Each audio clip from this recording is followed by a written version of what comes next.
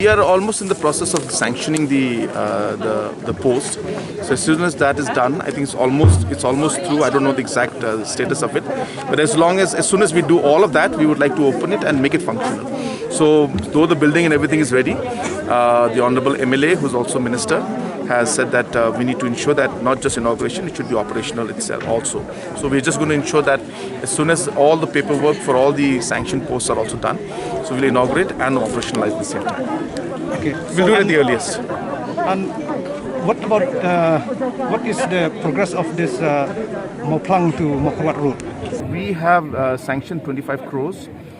New road, it will be for intermediate road up to Veloy in the first phase. And so from Moplang to Veloy will be first.